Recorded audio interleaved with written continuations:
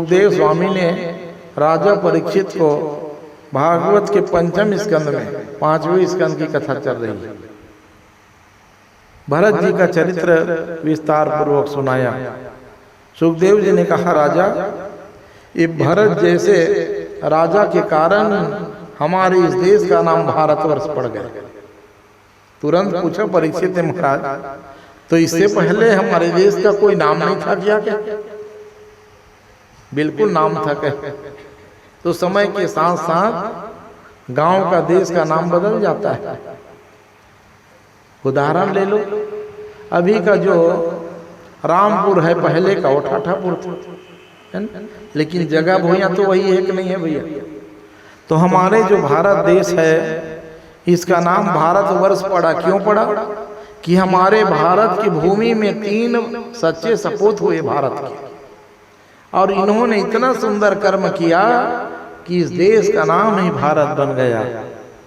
तो दुनिया में 3 ही राम हुए सजा, और जितने राम होंगे उतने ही भरत कुमार होंगे। हाँ, न राम 4 हुए न भरत 4 हुए। तो इन तीनों भरत के चरणों में हम प्रणाम करते हैं, जिनके कारण से हमारे इस देश का नाम भारतवर्ष पड़ गया। एक है कैकेयी कुमार भरत, जिसकी कथा रामायण में सुनते हो। दूसरा भागवत के ज्ञानी जड़ भरत, जिसकी अभी आप कथा सुन रहे थे। और तीसरा दुष्यंत और शकुंतला के घर में एक पवित्र बालक ने जन्म लिया था, वो भरत कुमार।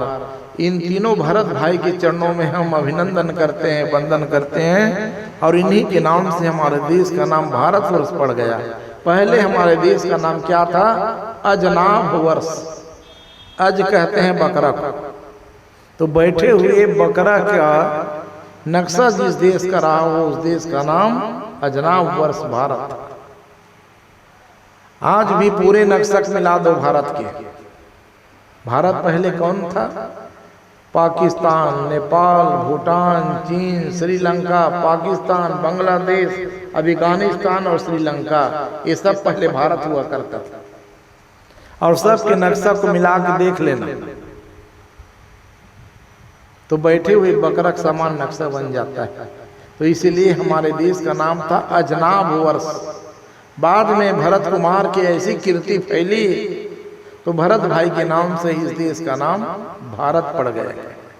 सुखदेव जी कहते हैं, राजा, वैसे तो ये पृथ्वी में 7 द्वीप है। हाँ, एक द्वीप नहीं, 7 द्वीप है। सप्त द्वीपवती पृथ्वी। लेकिन वो 7 द्वीप में सबसे श्रेष्ठ कौन है? जम्बू द्वीप, वो हमारा क्षेत्र है। और जम्बू द्वीप में भी 9 प्रकार के वर्ष हैं, उसमें से 9वां ये भारतवर्ष हमारा देश है सजा। और ये महान क्यों है? क्योंकि ये भारत की भूमि ही ऐसी भूमि है, हाँ, जो कर्म प्रधान भूमि है सजा। और दुनिया में जितने देश हैं, वहां कर्म के बात ही भूल जाओ, धर्म के बात भूल जाओ। केवल हमारी भारत की भूमि, इसको कर्म भूमि कहा गया है। क्यों कहा गया? यहाँ हम भाई को भाई मानते हैं, दाई को दाई मानते हैं, पिता को पिता मानते हैं, बेटी को बेटी मानते हैं। तो हम लोग किसके हिसाब से चल रहे हैं? धर्म के हिसाब से चल रहे हैं। और धर्म के हिसाब से चल रहे हैं, इसलिए हमारा कर्म भी सुरक्षित बचा है। इसी कारण से भगवान के जितने अवतार हुए, तो जहाँ धर्म कर्म रहेगा वहीं भगवान आते हैं। इसीलिए 24 अवतार भगवान के हमारे भारत की भूमि में हुए। और बाकी देश में क्या है? न धर्म है न कर्म है, वहाँ केवल अर्थ है, रुपया पैसा है बस। रुपया में सब कुछ मिल जाता है। वहाँ किराया दाई दादा मिल जाता है, अमेरिका में चले जाओ, हाँ, किराया दाई दादा, किराया में पत्नी भी मिल जाती है, किराया बेटी बेटा। ये बर बिहाव करते हैं ना, तो अमेरिका में, अरे ये मेरे दाई दादा चेहरा ठीक नहीं है क्या? अब दाई दादा चेहरा तेरे क्या करना? रे नहीं, थोड़ा फोटो तो वीडियो थोड़ा ठीक नहीं, हटाओ इसको से, दूसरे को बढ़िया, ये दाई दादा है। ये तो ना वहाँ धर्म है ना कर्म है। अब यहाँ चाहे हमारा दाई दादा जैसा हो, अंधरा हो, कनमा हो, लूला हो, लंगड़ा हो, करिया हो, लेकिन फिर भी कोई भी बेटा अपने बिहाव में पागा पड़ोसी के ऊपर नहीं बांधता। बारात निकलती है ना, पागा किसके सिर में? हाँ, ये मोर दादा है, ये मोर बड़े दादा है, ये मोर काका है। वाह, ये धर्म है। और कर्म क्या है? कि हम अपने रिश्तेदारी में बंधे हुए हैं। समाज का नियम है, कुटुंब का नियम है, परिवार का नियम है, बंधे नहीं बंधे। और थोड़ा भी इधर उधर करते हैं तो गांव से बाहर, समाज से बाहर, परिवार से बाहर डर बना है। अब अमेरिका, ब्रिटेन, फ्रांस में कोई नियम नहीं है, ना कोई किसी की बहनी है, ना कोई किसी की बेटी है। वहां महिला मतलब ये भोग्या है महाराज। ये तुम लोग बेकवर्ड बात करते हो यार। न दाई होती न बहनी होती, रोज नवाजुन्नी करते हैं यार। और उसी के पीछे आज हम भागने के तैयार हैं। विचार कीजिए, अरे वे अमेरिका के रहने वाले, ब्रिटेन के रहने वाले, जाओ वृंदावन में देखो, सब कुछ छोड़ के राधे राधे नाच रहे हैं। और वाह हरे भारत के अभागे, हम लोग उसके तलवा चाटने के लिए तैयार बैठे। वो लोग हमारे तीज तिहार में शोध कर रहे हैं। हाँ, हमारे व्यंजन पकवान में शोध किए वो लोग। क्या बात है भारत में? कहे भारत के लोग इतने बुद्धिमान क्यों होते हैं भैया? कहे शोध किए वैज्ञानिक लोग, तो पता चला कि इनकी नाम की महिमा होती है। क्या? हाँ, इनका नाम भी होता है, वो शास्त्र सम्मत होता है। हाँ, और वही नाम के कारण व्यक्ति महान बन जाता है। बताओ, नाम बड़ा होता है कि आदमी बड़ा होता है? नाम है तभी तुम्हारी पहचान है। और नई नाम होता तो ये एक बुलाते सब जन आ जाते हैं। और जैसे पुकारते हैं, अरे लोचन आ भैया, लोचन ही आए। आना भाई गणेश, आना कार्तिक, तो है कि नहीं नाम की मान? तो हमारे घर में, हमारे देश में नाम भी मिला है, वो भी भगवान से मिला है। इसीलिए हम महान है सज्जन। हमें अपने देश का गौरव होना चाहिए, अपने बोली का, भाषा का हमको गौरव होना चाहिए। दो चार अक्षर क्या पढ़ लेते हैं, छत्तीसगढ़ ही नहीं बोल के हिंदी बोलते। हिंदी हमारी मातृभाषा, राष्ट्रभाषा, लेकिन छत्तीसगढ़ी हमारी मातृभाषा है। बोलिए, हाँ, हिंदी में बोले, उसके साथ हिंदी में बोलो। कोई अंग्रेजी में बात करे तो अंग्रेजी में बात करो, लेकिन जिन छत्तीसगढ़ी में बोलते घर से छत्तीसगढ़ी में बोलो, तब तो पता लगेगा कि अपना है क्या। हाँ, और कभी कभी हम लोग ठगा जाते हैं। यहाँ बिहार जाते हैं कमाने खाने के लिए, आधा हिंदी आधा छत्तीसगढ़ी बोल के उल्टा पुल्टा बोलते हैं, तुरंत जान लेते हैं बिहारी लोग ये आया है छत्तीसगढ़ी, लूट लो इसको, कहे ठगा जाते हैं। अपने बोली भाषा में गर्व बना के रखो। हम भारत माँ के संतान हैं, हिंदुस्तान में रहते हैं, हिंदू। इससे बड़ा गौरव क्या हो सकता है? जहाँ की भूमि में भगवान आने के लिए तरसते हैं, उस भूमि में हमारा जन्म हुआ है। बताओ हम बड़भागी हैं कि नहीं? लट्टू हो रहे हैं विदेशी लोग हमारे संस्कृति को मानने के लिए। कल मैं बताया था कि विदेशी लोग हमारे व्यंजन में शोध किए कि भादोज के महीना में लोग, कुंवार के महीना में, सब महीना में अलग अलग हमारा भोजन व्यवस्था है। और वही भोग लगा के हम प्रसाद पाते हैं। और वहाँ 12 महीना एक ही चीज है, इरियानी, बिरयानी, इज्जा, पिज्जा, बर्गर खाओ और मर जाओ। वहाँ और कोई भोजन पकवान है कि नहीं? और हमारी है वो चीला फरल शुरू हो जाता। जहाँ हरेली यही ताल गुड़ा चीला शुरू, तो क्यों गुड़ा चीला खाते हो? ये विज्ञान सम्मत बात है। जिस समय वो महीना होता है उस समय गुड़ को खाना शरीर के लिए स्वास्थ्य कारक होता है, इसलिए गुड़ की चीला खवाते थे। भादो के महीना में खीरा, या गणेश जी तक में खीरा चढ़ाते थे पहले। और नहीं रहा ठेठरीपुर में चढ़ा देते थे। कहाँ के अत्य फल फूल गा? तो इसका कारण था कि भादो के महीना में बेसन खाना शरीर के लिए स्वास्थ्य कारक होता है। हाँ, इसीलिए ठेठरी खाते हैं भादो के महीना में। अले ठेठरी बैसाख में खाक देख, हाँ झंझट हो जाए कि नहीं? हाँ, तो कब खाना, कैसे खाना, क्या खाना, हमारे पूर्वज लोग खाने पीने में भी शास्त्र की मर्यादा ध्यान रखते थे। इसीलिए सब सुरक्षित रहते थे, कोई बीमारी नहीं होती थी। अब आज हम थोड़ा पढ़ लिख क्या लिए, हम लोग अभी नाश्ता चक्कर में जब से पड़े सब बीमार हो रहे हैं। नहीं सूद के उड़ते थे, अब पेट भर बासी खा के खेत, अब तो किसान घलो बासी बोरे छोड़ दे यार। एक काम अच्छा था पुरानी सरकार का, जो चीज अच्छा है उसको बोलना चाहिए। अरे कम से कम वो कलेक्टर लगा लो, एक दिन बोरे बासी खवा दे रही से। हाँ बोरे बासी तिहार, हाँ अरे भले तक कलेक्टर हो गए लेकिन छत्तीसगढ़ में हंस चल खाए ना, तो वो खा के फोटो खींच के दिखाता था खाए भाई के। हाँ होना चाहिए, अरे हमारे घर का खाते हो रहे और हमको छोटे दिखाते, चल खा दिखा। होना चाहिए, अपने संस्कृति के लिए लड़ना चाहिए। तो भारत की भूमि महान है सज्जनों। अभी भारत की भूमि कर्म भूमि क्यों है? क्योंकि हमारे भूमि से ही 99 लाख योजन की ऊंचाई पर स्वर्ग और नरक दोनों की रास्ता यहीं से खुलता है। हाँ और कोई देश से नहीं है रास्ता। स्वर्ग का रास्ता भी हमारे कैलाश मानसरोवर से होता है। सुने न कथा में पांडव लोग स्वर्ग उधर से गए थे, और नरक का दरवाजा भी हमारे भारत से। तो स्वर्ग तो सीधे बता दिए कल, अब नरक क्या है महाराज? हाँ तो सुन लीजिए। सुखदेव जी ने कहा राजा परीक्षित, भारत भूमि की दक्षिण दिशा से रखसहूं हमर दाई माई कते ज्ञानी रही नहीं, और दियल मत बारो ढाबे रखसहूं मुंह करके दिए नहीं बारे गोल्ड रख के मत सुता बेटा, काबनी सुतन दाई रक्षा गोल्ड लखीस थे कि डर के मारे से इजाजत रहे सही है नो। लेकिन रक्षा वाली बात नहीं, बात यह बेटा नरक के दरवाजा है, तीन डहर कहाँ पर गोल्ड रखबे बेटा। हाँ इसलिए सिर को पूर्व की ओर रखो, उत्तर की ओर रखो। तो हमारा सोना भी शास्त्र सम्मत होता था, और विदेश में कहाँ घीसा उसा ज्ञान है, जहाँ खाए जहाँ पिए जैसे रहे चले, ऐसा नहीं। तो दक्षिण दिशा में भारत भूमि के दक्षिण से 99,000 किलोमीटर 99,000 योजन की ऊंचाई पर 28 प्रकार के नरक है सज्जन, जिसका वर्णन आता है। आदमी जब पाप कर्म करता है तो यम के दूत गले में रस्सी बांध करके घसीटते हुए ले जा करके नरक में डाल देते हैं।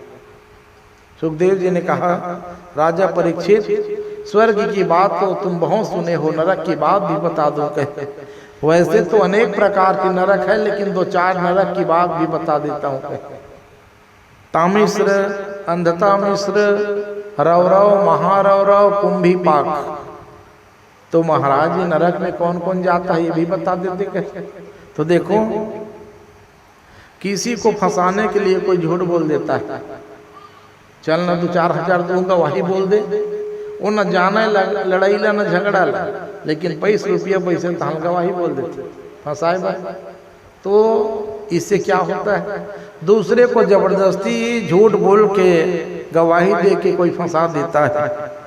जो धोखा करता है उसे तामिश्र नाम के नरक में जाना पड़ता है। जो व्यक्ति दूसरे के धन को, दूसरा धन कौन हुआ, बहनिक धन, बेटिक धन, भांचक धन, उपरोहित के धन, नाऊ के धन, राउत के धन, बरेठिन के धन, इनको जो हड़प लेता है खा लेता है, वो अंधता मिश्र नाम के नरक में जाता है। जो व्यक्ति अपने आप को सुंदर मान करके दूसरे आदमी को देख के घृणा करता है, वो रौरव नाम के नरक में जाता है। और जो व्यक्ति केवल हिंसा करके जीवन यापन करता है, मार काट करके, वो कुंभी पाक नरक में जाता है। एक कुंभी पाक क्या है, तो कुंभी पाक नरक का मतलब है बहुत बड़ी भट्टी पर, बहुत बड़ी कढ़ाई में हजारों मन तेल उबल जाए, हजारों मन, 1000 नहीं, हजारों मन तेल जिस कढ़ाई में उबल जाए, उस कढ़ाई में पापी मनुष्य को जिस तरह से हम लोग बरा तलते हैं वैसे ही डाल के तरा जाता है। ये कुंभी पाक नरक है। इसीलिए मैंने कहा कि नरक की यातना से बचना चाहते हो, भागवत धर्म क्या सिखाता है कि भैया हम जब भारत में जन्म लिए हैं तो अच्छा कर्म करें। तो नरक जाने से बचना चाहते हो यम की यातना नहीं भोगना है तो निरंतर जीवन में किस बात को अपना लो, धर्म एव तो हंति धर्मो रक्षति रक्षित। दिन भर कुछ भी करो लेकिन कम से कम कुछ क्षण जो है भगवान के लिए निकाल लिया, 1 मिनट 2 मिनट। अरे 24 घंटा दिया है, अरे 24 घंटा 5 मिनट हमारे पास यदि नहीं निकला तो नहीं नहा के 1 लोटा जल भगवान में। अब तो धारा चल गई है, दाई माई ज्यादा बैठी, 1 लोटा जल और सब समस्या खा लिया। ऐसा नहीं है भाई, देखो बोलने वाले बोल के चले जाते हैं, समझो इस बात को किसके लिए है और किसके लिए नहीं। हाँ दाई माई बुद्धि है थोड़ा ज्यादा। जो गरीब व्यक्ति है जिसके पास कुछ नहीं है भैया, वो क्या चढ़ाएगा भगवान में? तो कम से कम सबसे सस्ता क्या है? जल है। लोटा भी सबके घर में है तो कुछ नहीं है तो कहना तय 1 लोटा जल हर हर महादेव की चढ़ा दे, भगवान खुश हो जाते हैं। लेकिन यही बात का सभी जन पर लागू कर हो गलत एक नहीं है। जे घर में नहीं है तेने 1 लोटा पानी चढ़ा दो कहा, और जे घर में रहे तेन 2 बीज चावलो चढ़ा दो, हवा तेन गहूँ 2 बीज चढ़ा दो, चना दाल चढ़ा दो, रोरी गुलाल धूप दीप अबीर चंदन ओहुल चढ़ाओ, किसे पाप लग जाएगा। तो कहने का मतलब है कि श्रद्धा के हिसाब से भगवान की पूजा होनी चाहिए, लेकिन पूजा को छोड़ देना अपराध है। हाँ थोड़ा करो ज्यादा करो लेकिन करो जरूर, इसीलिए कहा गया 1 लोटा जल और सब समस्या खल। लेकिन जरूरी नहीं है बस 1 लोटा जल भर चढ़ाना है, कहा लोग महादेव कुछ नहीं चढ़ा, ये बात अपराध है। हाँ शिव की विशेष पूजा होती है महारुद्राभिषेक, दूध से नहलाओ, दही से नहलाओ, घी से नहलाओ, पंचामृत से नहलाओ, गंगा जल से नहलाओ, केवड़ा जल से, सुगंधित जल से, इत्र से, अरे कई प्रकार के स्नान है। भगवान ने दिया है धन संपत्ति तो क्या लगता है नहलाइए, क्योंकि वो महामृत्युंजय है। अकाल मृत्यु को टालने की शक्ति यदि किसी में है तो शिव में है सच। हाँ अकाल मृत्यु को वही टाल सकता है। शिव शंकर प्रलयंकर उसका नाम है। और राम को मान के यदि कोई शिव की ओर नहीं देखता है तो राम उसकी ओर नहीं देखते हैं, और जो शिव को देख के राम की ओर नहीं देखता है तो राम उसकी ओर नहीं देखते, दोनों एक दूसरे को पूरा कह भाई। हाँ तो इसीलिए सनातन सिद्धांत है निष्ठा एक में रखना, और निष्ठा किस में रखना चाहिए? अपने कुल देवता में। तो आजकल कुल देवी देवता के पता नहीं कई जन चला है, कोने तो कुल देवी देवता को जनी महाराज कहते हैं यार। वो कहाँ गिरे कि जगन्नाथ गिरे महाराज, द्वारका गिरे हो, अब घर के देवता हूँ तक रे को जनी महाराज, वो काखर घर है चल देखे लगी कहा यार। तो सावधान मनुष्यों समझ जाइए, और घर के जन कुल देवी देवता है। अब उसका नाम क्या है? 5 मुठा मिट्टी ही कुल देवता है। भाई भाई बंटवारा होते तो किसको ले जाते? फोटो को कि मूर्ति को? नवा टुकनी ले लिए बांस के, सुन लिए रहो, नवा बांस के टुकनी, बढ़िया कपड़ा बिछा दिए, होम जग दे के 5 मुठा मिट्टी चल कुल देवता यहाँ रात्रि मोरो घर रही बेगी के, और ला के बढ़िया छाप लीप के, और वो कुल देवता तुम पूजा करोगे, देखना तुम्हारा फिर कैसे कल्याण होता है। अब कई जन के कुल देवता इसे धोरियात पड़े रही थी, अब जजमानी माना जाना लगे रही थे, पूछता मैं कसरे ये सब तिरछुल उर्छुल कैसे मूर्छा कैसे दिखते हमन देवताहान महाराज, तो ये कैसे मूर्छा गे।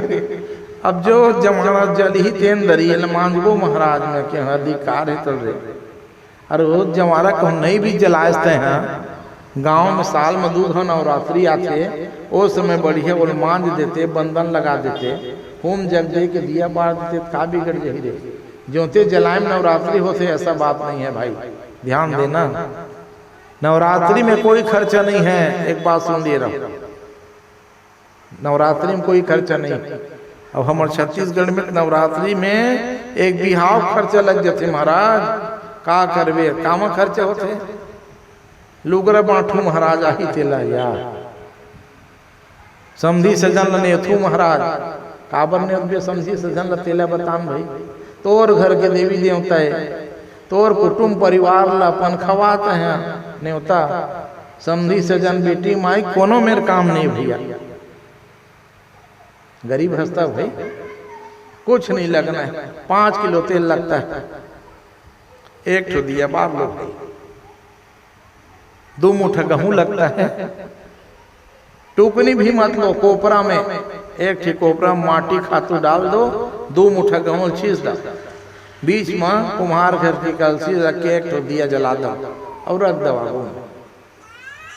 9 दिन ले वही ज्योति पूजा करो, दीपक ज्योति पर ब्रह्म दीपक ज्योति जनार्दन दीपम हरत सर्व पापम दीप ज्योति नमस्तुते। हो गए आखिरी दिन अठवाही हो नरियर फोड़ा होम जग देवा और ठंडा करता, हो गए नवरात्रि। इससे सरल और कोई प्रक्रिया है, लेकिन हम तो मरे जा रहे हैं दिखावा करना है। पंडित बलाए लगी रे कि जिसे रे तो बेचारा इसने कांप गया, महाराज जब बलाबित खर्चे है कि ऐसे नवरात्रि के पर्व बहुत सरल है। अब हम लोग ना नवरात्रि को ज्यादा विस्तारित करके, नवरात्रि में मतलब ज्योति पूजा का नाम ही नवरात्रि, चाहे ज्योत का दत्त का पात्र जला के वो भभक का जला, 5 किलो तेल बहुत है, बढ़िया। 1 जने आदमी वहां बैठा दो सेवा के लिए, ताली बजाए सेवा करे, दिया बाती संवारे सुधारे। दिन में 2 घो संवारना पड़ता है ज्योत, हाँ तीसरा नहीं लगे। अब वो बार बार चिमटी मुड़को धर रही वो अलग बात। अरे वो दुर्गा मैया है, उसका श्रृंगार 2 बार, 1 घो दोपहर अब 1 घो तहाँ ज्योत ला हम जलवा सकबो कि खुद जली, वो खुद जलते। हमार भाव एक सेवा करत हन मात और दिन भर मत और संवारत हन, ये भावना होना चाहिए और कुछ नहीं। नवरात्र पर्व जरूर मनाया करो, बिल्कुल छोटे रूप बता दिए, न पंडित बुलाना है न महाराज बुलाना है, वो सुन रहा। हाँ और संकल्प वो बदना वाले है, वो वही हमें पंडित भी बुलाओ, हवन भी बुलाओ, कुटुंब परिवार को भी बुलाओ, संकल्प वाले बदना है महाराज, हाँ तो सब लोग बुला। और नहीं नवरात्रि पूजा हम हर घर में नवरात्रि कर सकते, कुछ नहीं लगता, न हवन कराने की जरूरत है, न बैगा बुलाने का, न पंडा बुलाने का, न महाराज बुलाने का, नवरात्रि हो जाएगी। पड़ोसी तक को नहीं बुलाना, तगमई गांव झंझट है, कोनो इसने बार ले दिया दाई माई माई काय सिखत महाराज, ये बड़ा झंझट। हाँ ये सब चीज से बाहर निकलो भाई, ये अच्छा बात नहीं। हाँ पूरा नवरात्रि घरे में कर ली ना तो वो 4 जगह, अरे काय सिखत महाराज फलाना करके बहू की तो मर गई। तो कहने का मतलब ये है दुर्गा देवी पूजा है तो इसको अपने घर में भी कर सकते हो। अब घर में छुआछूती होते हैं महाराज, तो फिर ये जगत जननी माँ बैठी है, इसलिए हर गांव शीतला है ना। महामाया शीतला में साल में कम से कम 2 घवा की वो माथा टेक लेकर, सब प्रकार के रोग राई से वो तुम्हारी रक्षा करती है। शीतले तुम जगन माता, शीतले तुम जगत पिता, माँ भी है और बाप भी है। शीतले तुम जगत साक्षी, ये पूरे जगत को बनाने की समर्थ रखने वाली माँ है, इसलिए शीतलाई नमो नमः। वो शीतला मैया को हम इसलिए प्रणाम करते हैं। ये भावनाओं को दुनिया में बताना पड़ेगा। तो नरक के यातना से बचने के लिए धर्म का पालन ही बचा सकता है। दवाई क्या है? बीमारी तो है, कई प्रकार के हम पाप कर जाते हैं, तो उसको काटने के लिए अब दवाई चाहिए।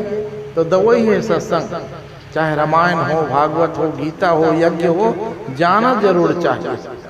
समझ में नहीं आता महाराज तब भी कोई बात नहीं है, समझ आए कि माता है तुम सुन लो। जैसे दवाई खाते हो, जानते हो क्या क्या मिला है दवाई में? एक तो दवाई खाते हो पूरा बुखार उतर जाता है। वैसे ही वेद के मंत्र जो हैं, पूजा के जो मंत्र हैं, भागवत के गीता की जो उपदेश है, वो आपके कान बस में पड़ जाए, आपके हृदय की सारी व्यथा दूर हो जाती है। इसलिए इसका नाम कथा रखा गया है। कहाँ जाता है इसका? कथा सुनिए कहते हैं नहीं? तो कथा सुनने से क्या मिलता है? जीवन भर की व्यथा मिट जाती है। और व्यथा कोई गिनती है क्या? कितने प्रकार के दुख है? हाँ, तो सब प्रकार के दुख को मिटाने के लिए सब प्रकार की कथा सुनाई जाती है। अब देखो यहाँ नरक का वर्णन आ गया, स्वर्ग का वर्णन भी हुए, साधु की कथा भी आती है, सन्यासी की कथा भी आती है। तो सब प्रकार की कथा का मतलब व्यथाम हरदिशा कथा, हमारे जीवन के जो बुराई को दूर करने का प्रयास करे उसी का नाम कथा। और जिसके जीवन से कथा छूट गया उसका जीवन भी शीघ्र छूट जाता है, इससे ज्यादा और कुछ नहीं होता। प्रेम से बोलो भक्तवत्सल भगवान की। भागवत के 6वें स्कंद में प्रवेश करते हैं। 12 स्कंद में 6वें स्कंद की कथा चल रही है, इसीलिए स्कंद बताता हूं तो आपको ये पता चल जाए कि कौन से कथा कौन से स्कंद में है। तो 6वें स्कंद में अजामिल ब्राह्मण देवता की कथा आती है। सुखदेव जी ने कहा कि राजा परीक्षित, कुछ पाप हमसे अनजाने में हो जाते हैं, लेकिन उसका भी प्रायश्चित करना चाहिए। कैसे प्रायश्चित? तो 5 प्रकार के यज्ञ हर घर में हो सकता है भाई। अब आप कहोगे महाराज एक यज्ञ कर रहे हैं तो गांव भर के पसीना छूट जाता है, और आज 5 यज्ञ की बात बता रहे हो तो सुन लीजिए। यज्ञ के कई प्रकार हैं, तो सबसे छोटा उपाय बता रहा हूं, हर घर में कर सकते हो। नहीं तो आजकल एक संस्था है वो तो उपद्रव कर रही गांव गांव घूम के, एक दिन की जग हो यही कहे घूम रहे गांव भर में। एक दिन की कैसे जग हुई बाबू रे, कौन में लिखा है? एक दिन के जग घर के बाहर नहीं हो बेटा, एक दिन के घर जग घर के भीतर होते। हाँ, और 5 दिन 7 दिन 9 दिन 11 दिन वाले जग है ना गांव बाहर होते। तीन भाई गांव भर लजोर के महाराज के कुंड वाले 31 कुंड 25 कुंड कई कुहा के स्वाहा।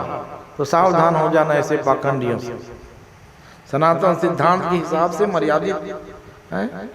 तो हवन और यज्ञ का मतलब क्या जानते हो? सुंदर छेना को आगी में जलाए, और आगी जब जलने लग जाए तो गुड़ और घी को पानी फेर के, हे अग्नि नारायण भगवान, इतना से गुड़ डाल दिए, अब 1 चम्मच घी डाल दिए, भगवान को धूप दिखा दो, और घर भर में सब पूरियम थोड़ थोड़, सारा वातावरण शुद्ध हो जाएगा। एक यज्ञ हो गया आपके घर का, यही यज्ञ है। अब आजकल ये शॉर्टकट पद्धति जो आई ना, अगरबत्ती फगरबत्ती, इसका हम खूब विरोध करते हैं। किससे बना है, कहाँ से बनाया है, कौन बनाया है, कब का बनाया है, कोई पता नहीं। बताओ, और कोनो पूजा मामत था पानी छू देते तो हम 12 झंझट करते तुम्हें। ए महाराज पानी छू दिस के क्या, पानी छू दिस लेकर तेल भगवान में नहीं चढ़ा था। अब वो अगरबत्ती में काम ही ले तेल नहीं जाना था, तेल धर के बढ़िया श्रद्धा से हद हो गए, कुछ नहीं मिलने वाले। तुमको सुगंध लेना है तो अपना जला लो घर में, बढ़िया है, सुगंध कौन मना करता है। लेकिन भगवान को सुंघाना है तो गुड़ और घी ही सर्वोत्तम है। देसी गाय के 1 चम्मच घी और अतके बड़ गुड़ आगे में डाल के, और देखना खुशबू कितना अच्छा रहता है, तो उसमें कल्याण होगा। बड़े बड़े धूप मिल रहा है, पैसा ठगने की मशीन है। दशांग धूप कह के हजारों लाखों करोड़ रुपया कमा लेते हैं नवरात्रि में। बेचते क्या है दशांग धूप के नाम में? लकड़ी के बुरादा, और डारबे खप्पर में इतने खरखराते कि 1 मिनट नहीं बैठ सकते हैं क्या। तो देवी देवतल भगाए बर नवरात्रि मनावा था कि बलाए बर नवरात्रि मनावा। हाँ, तो सावधान, हर साल बताता हूँ, दुर्गा में, शीतला में, गणेश में ये जो भ्रामक धूप बत्ती है इसका प्रचार बंद करो। ये व्यापार कर रहे हैं हमारे धर्म के नाम में। लोभान अगरबत्ती सस्ता मिलते महाराज। अरे लोभान है देवी देवता चढ़बे नहीं करे, कौन बतावे तुम्हें? ओह एक काम आते, चीता नहीं जलत रहा ना तब चीज के बार्थन नहीं, रायल धूप पीतन, रायल धूप और लोभान बराबर चाय और कुछ दूसरा न ओखरे के काम है। पानी उनी में चीता नहीं जलत रहा, धर के लेके छी तो आगे जलाए काम आते। वो देवी देवता नो है भैया, ओकरो स्थान है, चीता स्थान में ओकर जरूरी। तो लोभान अगरबत्ती लिखे तहाँ सस्ता मिल से महाराज, अतका कंधर के 1 कांडी जला, उसमें 3 4 5 की भेद नहीं है भैया। अब हम पूछते के ठीक जला, 5 ठो जला दे बेटा, काबर एक ठी जलावे तेन में था वो धुंगे नहीं निकले अगरबत्ती में, 5 ठी जला दे बने रे थक बहुत। तो कहने का मतलब है समाज के बिगड़े हुए बात को जरूर बोलना चाहिए। हमारे गुरुदेव भगवान रोज कहते हैं अरे कथा उठा सुनाया करो, कथा सब सुनते हैं, व्यथा को जरूर बताना समाज के बिगड़े हुए। आपके कहने से एक अगरबत्ती कोई बंद कर देता है, हाँ तो जान लेना कि आपका कथा कहना है। और दाई माई मलकत को समझाओ, 2007 से चिल्लावत हो, 2007 से 2025 हो गए और मत जलाओ अगरबत्ती, कुछ नहीं धरेना की। लेकिन तब बोले वो आरती धरते तत्कबीर दू काड़ी और झंझट। तो भगवान को बढ़िया दीपक दिखाओ, धूप दीप कपूर जलाओ, प्रेम से बोलो भक्तों सल भगवान की। तो 5 यज्ञ का फल घोर में रोज पाना चाहती हैं, तो माताओं के लिए कथा सुंदर है, इनकी संख्या भी आज अधिक है। तो देखो भोजन बनाओ तो पहला रोटी जो है गौ माता के लिए निकाल दिया, पहला रोटी गौ माता के लिए। नहीं है घर में तो एक रोटी नहीं बनाए महाराज तो भात निकाल दें भाई। पहला ग्रास में गौ माता का अधिकार, एक ग्रास यदि आपने चावल गौ माता को खिला दिया तो एक यज्ञ का फल आपके घर वाले को मिल गया। लेकिन उल्टा होता है, पहला हिस्सा नहीं आखिरी हिस्सा गौ माता माँ गए, डान न धोवन में कहे बने पीली गाय, तब भी गलत नहीं, क्योंकि गौ हमारी माता है इसलिए अपना जूठा भी खिला देते हैं। हाँ तो उसमें कोई पाप उप वाली बात नहीं। हाँ ये परदेसी कई कथा वाचक आए थे, मैं भी गया था एक जगह प्रवचन में, तो बोल रहा था उत्तर प्रदेशिया, अरे ये छत्तीसगढ़िया लोग कहे देखे हमारे घर आके मंच में बैठाए उसको गद्दी में, अब वो हमको कह रहा है ये छत्तीसगढ़िया लोग गौ माता की सेवा नहीं करते, जूठन खवाते हैं कहा थे। अब मैं सुनत रहा हूँ, मैं ले बोल लेते हैं, बोल ले। एक तरफ गाय को माँ भी कहते हैं और दूसरे तरफ जूठा खिलाते हैं। और हमारे वहाँ गौ माता को बढ़िया साफ धोआ खवा के खिलाते पिलाते हैं, खिचड़ी खिलाते हैं, लड्डू खिलाते हैं, पूड़ी खिलाते हैं। अब 1 घंटा बाद मोर नंबर लगी तो मैं बताऊं गावो विश्वसी मात्र है, यहाँ शुरू करें प्रवचन में कि गाय जो है हमारी माँ है। तो देखो भाई भ्रमित होने की जरूरत नहीं है उल्टा पुल्टा बोलने वाले एक तरफ से। दाई जो होती है वो बेटा जूठा खाती है कि नहीं खाती है, बात बताओ कौन दाई माई है जो अपने बेटा बेटी जूठा नहीं खाई। माछी उछी बैठ जे रही तब बोल काबर फेंक दो महाराज, लेका खाया था कि खा लेती है माँ। तो ये क्या है? प्रेम है। तो हम लोग भी जूठा खिलाते हैं, गाय को कह के नहीं खिलाते। हमसे बच गए हैं माँ, और अन्न माता का अपमान क्यों होगा नाली फेंक के, इसलिए खा लेने चल के। वाह, तो इसलिए जूठा भी खिला के हम पाप नहीं करते। और ज्यादा पढ़े लिखे ज्ञानी बनने वाले जहाँ खाते हैं और वही नमक हरामी करते हैं, ऐसे व्यक्ति सावधान रहना चाहिए। प्रवचन हुई तहाँ तुरते आगे हो, परदेसी में बहुत अच्छा गुण होते, गलत बात तो तुरंत स्वीकार करते। और ऐसा हम सोचे थे महाराज हम खुश वही सब ताली बजा के बोल पड़े न क्यों ताली बजवाए बर कथा मत बताया करो भाई।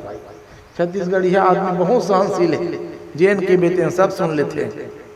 और चल तो मोला बोलन दे तो उत्तर प्रदेश में जाके तो उसका भी डंडे मार ही कोई व्यास वास नहीं मानने वाला है। यहाँ श्रद्धा है तो जहाँ खाते वहाँ गाया करो भाई। अच्छा बात बताने के लिए बहुत सी बात है। गाय जूठन तो धान कहाँ गए, गाय की कैसी पूजा होती है छत्तीसगढ़ में बताए कबू। कोई भी यज्ञ बिना भाचक नहीं होता, कोई भी यज्ञ बिना कपला तर्पण के नहीं होता। गौ माता की पूजा होती है, ये बात बताए। हाँ वैसा नहीं बताना, वही बताना है। तो दूसरे दिन से फिर वो क्षमा मांगा मंच में कि देखो भाई हमारे विचार में अपने विचार को हम थोप दिए। मैं अपन विचार बताए बता कथा वाचक नहीं बने। तोला विचार बताना है भागवत की बतावे, रामायण की बतावे। हाँ तो कहने का मतलब है बोलना है, मतलब ऐसा है कुछ भी बोल को मत निकल जाओ ताकि आने वाले समय में उपद्रव हो जाए। प्रेम से बोलो भक्तों सल भगवान की। तो पहला हिस्सा गौ माता के लिए निकाल दिया करो, एक यज्ञ का फल मिल गया। कभी समय मिल जाए तो पीपल के नीचे में चींटी का घर रहता है। रोज जाओगे ना तो झंझट हो जाएगा। दाई माई को इसलिए मना करता हूँ पीपर की तरी, यदि ये लोग दिया जलाने और शक्कर उकर छिचल जाही तो वही बात फिर लागू हो जाई। फलाना बहु रोज पीपर में जाते महाराज, अब काय दिया बाती करत की खाली लइका भेद दिया करो। गवई के आदमी बड़े विचित्र होते हैं। हाँ, खुद तो कुछ करते नहीं और कोई कुछ कर रहा है उसको टोन ही बताते हैं। वाह भाई। हाँ, तो लइका खात में आटा है, चावल है, शक्कर है, भेज के छिंचवा दिया करो, एक यज्ञ एक फल मिल जाता है। 2 हो गए। तीसरा, छानी है घर में, छत है या बड़े अंगना है, 2-4 दाना चावल गेहूं कनकी छोड़ दिया करो। एक दाना भी चिड़िया यदि चुग लेगी उस दाना को तो एक यज्ञ का फल आपको मिल जाएगा। 3 यज्ञ के फल पा गए। नदी तालाब जलाशय में एकाक मुठा पिसान को सान के एक गोली को छोटे छोटे डाल दिया करो, मछली खा लेगी। मछली को खिलाने से सब प्रकार के दोष जीवन के अपने आप मिट जाते हैं, एक यज्ञ का फल मिल जाता है। अब इसे पंच यज्ञ कहा गया है। अग्नि को खवाओ, गौ को खवाओ, कुत्ता को खवाओ, चींटी को खवाओ, पक्षी को खवाओ। इसमें कोई 1000-2000 का खर्चा नहीं होना है, लेकिन आपको 5 यज्ञ का फल रोज मिल जाएगा। और इतना भी नहीं कर सकते तो गांठ बांध लो इस बात को, घर की जो बहन बेटी है, बहू है, शाम के समय में दिया बाती के समय हाथ पैर धो ले, अद्दू दिया कम से कम जरूर जला दिया कर। एक तुलसी चौरा में देवी देवता दिखा तुलसी चौरा में रख दो, और दूसरा संध्या दीपक दरवाजा। दिन भर के किए हुए पाप जो है वो दीपक में जल के राख हो जाता है। इससे और जाता सनातन सिद्धांत कोई सरल हो नहीं सकता, लेकिन जो चीज सरल में मिल जाता है उसका हम लोग दुरुपयोग करते हैं। हाँ, चल यज्ञ में जजमान की भी 10,000 दिल सब भी तैयार हो जाइए। अभी चलो भाई जग हो फलाना गांव में 10,000 दिल जजमान बनना है कि सब भी गाँव भर तैयार होते, लेकिन 10,000 के उपाय में 10,000 यज्ञ फल पा जाओ, उधर ध्यान नहीं। तो हमको अपने कर्म और फल की चिंता करनी चाहिए। कौन अच्छा कहेगा कौन बुरा कहेगा ये सोचना नहीं है। ये भागवत की कथा याद दिलाती है। और भगवान के नाम में वो महिमा है कि व्यक्ति को भव सागर से केवल नाम ही पार लगा सकता है। जैसे रुई का पहाड़ हो, रुई के पहाड़ को जलाने के लिए माचिस के एक तिली काफी होती है कि नहीं होती है बताओ। वैसे ही हम जीवन भर पाप कर लिए कोई बात नहीं है, पाप पुण्य होते रहता है। और मरते समय यदि एक बार भगवान का नाम मुंह में आ जाए तो जीवन भर के पाप नष्ट हो जाते हैं। इसलिए मरने वाले व्यक्ति के साथ जब जाओ ना तो रोना गाना नहीं करना चाहिए। और दाई माई मन तो 2 पंक्ति आगू वो चीज में 2 आरी चले शुरू करते रोए। क्या मिल जाएगा रोगे जानते हो? तुम रोगे तो उनसे जो लार थूक निकलेगा तुम्हारा, उसी को प्रेत को पिलाया जाएगा। इसलिए मृत्यु तो सत्य है। तुलसी दल मुंह डाल दिया करो मरने वाले के, गंगा जल महाप्रसाद, और हो सके तो एक आध बार भगवान के नाम ले लिया करो। जे आदमी देखे जाओ, नियम बना लो वास। कोनो आदमी मरे के लिए गोते देखे जाता नहीं, तो उस समय क्यों देखने के लिए जाना चाहिए? चंद्रस लगे हुए व्यक्ति के दर्शन को भगवान का दर्शन कहा गया है। सावधान, इसीलिए नरियर चढ़ाते हैं। व्यक्ति को जब चंद्रस लग जाता है तो गांव बस्ती के लोग जाए ना तो प्रणाम करना चाहिए। उस समय उसकी देवता समान दृष्टि हो जाती है, वो भेद बुद्धि समाप्त हो जाता है। चंद्रस लगे हुए व्यक्ति का इसलिए पूजा करते हैं। बहुत विज्ञान की बात है। प्रेम से बोलो भक्तवत्सल भगवान की। तो अजामिल नाम के ब्राह्मण देवता की कथा को भागवत में सुखदेव जी ने राजा परीक्षित को सुनाया। इसे अजामिल उपाख्यान कहा गया। कान्यकुब्ज शहर की घटना है, जिसे आजकल कन्नौज कहते हैं। एक खुशबू का शहर है, यहाँ का इत्र बड़ा प्रसिद्ध है। ये वहीं की कथा हो रही, जान लो। पहले इसका नाम कान्यपुर कुब्जनगर था। मुस्लिम शासक हुए तो नाम बदल के इसका नाम कन्नौज कर दिया। गांव वही है, जगह वही है। वहीं एक ब्राह्मण देवता निवास करते थे जिसका नाम अजामिल था। ये अजामिल ब्राह्मण देवता खूब ज्ञानी थे, वेद शास्त्र का ज्ञान था, लेकिन मन बिगड़ गया। इसलिए भगवान से नित्य प्रार्थना किया करो कि हे भगवान, मेरे विचार सुंदर रहे। तो ये रोज संध्या करने के लिए नदी तालाब जाते थे। पहले सब घर में बाथरूम की सुविधा तो होती नहीं थी, नदी तालाब में नहाते थे। तो सुबह भी संध्या, दोपहर को संध्या और सायंकालीन बेला में 3 समय स्नान और संध्या करते थे ब्राह्मण देवता। तो एक दिन दोपहर की संध्या करके कमंडल में जल लेके लौट रहे थे। अब गांव से बाहर नदी होती थी, तो बीच झाड़ी में क्या देखते हैं, एक परम सुंदरी वैश्या जो है गणिका, उसके साथ कामी पुरुष संबंध बना रहा है। तो साधु सन्यासी व्यक्ति को गलत चीज नहीं देखना चाहिए, लेकिन हमारे शरीर में 2 ही रास्ता है काम के प्रवेश करने का। आंख से गलत चीज का दर्शन करेंगे तो आंख के द्वारा काम भावना हृदय में आएगी। कानों के द्वारा गलत चीज सुनेंगे तो कान के माध्यम से हृदय में काम प्रवेश करेगा। इसके अतिरिक्त तीसरा कोई साधन नहीं। तो उस गणिका के रूप सौंदर्य को जब देखे ना, तो जामिल देवता का बुद्धि बिगड़ गया, मन खराब हो गया। कहा, हाय, ये परम सुंदरी है वैश्या, इसे मैं पत्नी बना लेता। 2 घड़ी तक खड़े रहे। 2 घड़ी के बाद जब कामी पुरुष के साथ वो संबंध बना के जाने लग गई, तब ये पीछे पीछे भागने लग गया। ये देवी रूप तो कहे, क्या काम है महाराज, मैं तुम्हारे रूप से सौंदर्य से आसक्त हूँ देवी, तुम्हें पत्नी बनाना चाहता हूँ। वैश्या तिरछे निगाह से देखी और कहती, महाराज, मेरे लिए कोई जाति और कोई रिश्तेदारी महत्वपूर्ण नहीं है, मेरे लिए रुपया पैसा महत्वपूर्ण है। कितना रखे हुए पहले बताओ के। अजामिल ब्राह्मण देवता कहा, 7 पुरखा बैठ के खाएंगे ना, तब भी खत्म नहीं हुआ, इतना धन है मेरे पास है। तो वैश्या विचार करती है, जाति का ब्राह्मण पति के रूप में मिल रहा है और रोज कहाँ कहाँ शरीर बेच के पैसा कमाऊंगी, चल महाराज के तुरंत स्वीकार कर ले। हाथ को पकड़े और अपने घर ले आए।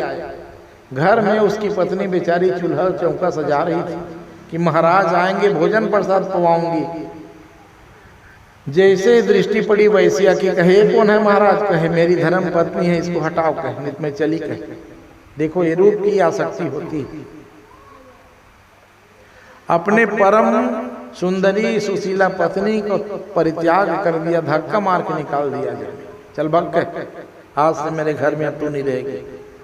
अब क्या कर दे, बेचारी निकल गई, वैश्या के साथ रहने लग गए। गांव के लोग को जब पता चला, कहे कितना दुष्ट ब्राह्मण है, अपने पत्नी को छोड़ के वैश्या को घर में रखा है, आज से इसके साथ पूजा पाठ बंद कर। और पूजा पाठ कौन कराएगा, ऐसे कामी से जी, पूजा पाठ बंद हो गया। ब्राह्मण ने भी कहा, मत बुलाओ, नहीं बुलाओगे तो कहे मेरे पास बहुत है। कहे दरवाजा बंद किए और वैश्या के साथ दिन भर रहता था। तो गृहस्थ जीवन में रहोगे, बाल गोपाल तो आना पड़ता है।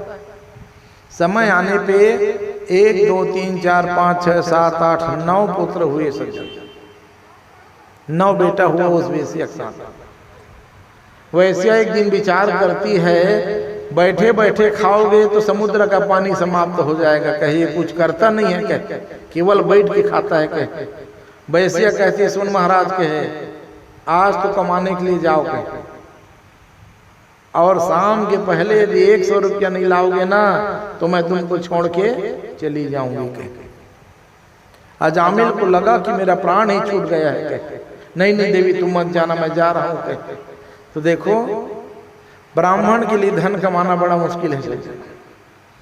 ब्राह्मण धन एक चीज से कमा सकता है, विद्या से, ज्ञान से। तो विद्या और ज्ञान तो समाप्त हो गया जब वैश्या को रखे, तब कौन बैठाएगा अपने घर में। अब ब्राह्मण को कहो चल तुम्हारा 2 हरिया नांगर जोत दे तो नहीं कर सकता, क्योंकि कभी किया नहीं मेहनत मजदूरी काम। चल न महाराज गाड़ल भर देते कि तो कहाँ बनेगा। अब बड़ा दुख है अजामिल के जीवन में, क्या करूं कह सुबह से शाम तक के घरों घर घुमा। ए भैया कोई छोटे मोटे काम बता देते, भाई चल हट के। ऐसे व्यक्ति को अपने घर में नहीं आने देना चाहिए। शाम हो गई, कोई काम नहीं मिला दिन भर में। विचार किया बिना पैसा लिए जाऊंगा, वैसे छोड़ के चली जाएगी। तो देखो अभी तक कर्म बिगड़ा है, अब आज मन बिगड़ गया। क्या बिगड़ गया?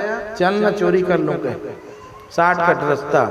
और शॉर्टकट रास्ता जीवन में कभी भी सुखदायक नहीं हो सकता है, जान लो। और आज दुनिया शॉर्टकट रास्ते के पीछे भागना चाहती। तो कहा चल ना चोरी कर लूं, लेकिन चोरी करना बहुत बड़ी कला है सज्जन। हाँ बहुत बड़ी कला है। चोर जो होता है वो डर में जीता है, डर में मरता है। इसीलिए चोरी को अपराध कहा गया है। जिंदगी जीने का तरीका क्या होना चाहिए? जिंदगी जीने का नाम है उसमें डर और भय नहीं होना चाहिए, तब वो जीवन ठीक। तो चोर चोरी करने के लिए जाता है तब भी डरता है, चोरी करके आ जाता है तब भी डरता है, चोरी की चीज को बेचने के लिए जाता है तब भी डर लगे रहता है, चोरी की चीज को बेच के आ जाता है तब भी डर लगा रहता है, यदि सुनार बता देगा झंझट में पड़ जाऊंगा। इसीलिए चोरी अपराध है। तो ये छोटे व्यक्ति गरीब आदमी के घर रात का फायदा उठाया, और दरवाजा रुवाजा पहले सबके घर में नहीं होता था, फैर का होता था राहेर कांडी का। और गरीब आदमी बेचारा सोया था रात में, धक्का दिया, फैर का हटा के छोटे मोटे बर्तन भरा, चोरी किया। तो बहुत सोन चांदी रसोई नान मुन चोरी करके बाजार में बेचा तो 100 रुपया मिल गया उसको। उस जमाने में 100 रुपये पाया, कहे चल 100 मंगाई है वैसे मैं 100 ला के दे दूं। कहे दौड़ते हुए आया, 100 रुपया दिया वैसे, अब ले देवी। वैसे कहती आज 100 कमाया है कल 1000 जरूर लाएगा। कहे 2-4 दिन प्रेम से खवाई, फिर कहती जान महाराज 100 में 14 दिन भर थोड़े हो गए, जाओ अब 1000 से नीचे बात नहीं होगी। कहे अजामिल ने कहा अच्छा चक्कर में पड़ गए रे। के फिर से जाके थोड़ा बड़े घर में चोरी किया, तो 1000 की बात हुई थी वो 2000 पा गए। कहे चल झंझट मुक्ति हुई इसके। एक मंगारी 2000 इधर की, 2000 लेके कही से नहीं महाराज 10-5000 बने लाए कर चुरा के। जब चोरी करना है तो छोटे मोटे चोरी बेकार है। कहे बुद्धि बिगड़ गई, कहा ठीक है अब मैं चोर से डाकू बन जाऊंगा।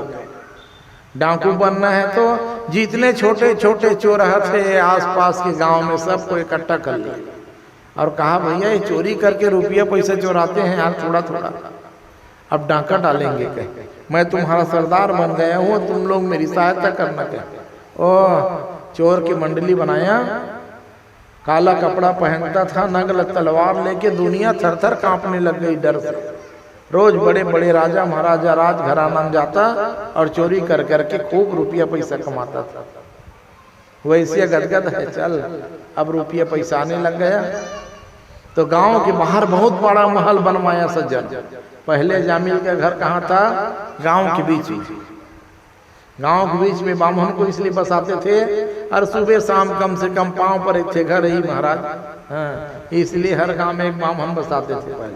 हाँ, अरे ये कुछ नहीं महाराज, तो पांव पर एक थे घर ही। और दूसर मन है दाई माई मन कहा शेर सीधल कहाँ देबो महाराज, अब मामस देना है, दुआस देना है, अब तैयारी छल से मरियम महाराज कौन ले गिर जाही। तो महू कही दमर बुआ रही थे पर मिला बुआ यहाँ उहिल दे देकर दाई, हम मामास जे नहीं तेनोल दे देकर, तो काम चल जाता था। तो गांव भाग्यशाली होता है जहाँ एक ब्राह्मण का परिवार रहता है। कई प्रकार की फायदा है। समय पड़े तो जामिल में जाकर रामायण सुन लेत महाराज, तो सावन भर रामायण नहीं सुना। अब उसका कर्म बिगड़ गया है, डाकू का सरदार बन गया। पत्नी कहती है जी रोज चोरी कर करके लाते हो। ये पड़ोसी लोग देखते हैं अगल बगल वाले, कहे एक आध दिन जाके शिकायत कर देंगे राजा से तो क्या करूं, एक गांव के बीच में रहना बेकार है कहे। ओ गांव का आखिरी दिन जगह है, वहीं बड़े भारी महल बनाते कहे। तो चोरी के महल बनाने में क्या लगना है, दूसरे के पैसा में। अपने पैसा से आज एक कमरा बनाओगे तो पसीना छूट जाता है भाई। और चोरा मन का लगना है, दूसरे के पैसे चुरा के बड़े महल बना दी। तो कहीं ठीक कहते हो कहे, एकांत भाषा और झगड़न झांसा कहे किसके लिए है ये? अरे साधु सन्यासी ब्राह्मण के लिए बात लागू है सज्जन।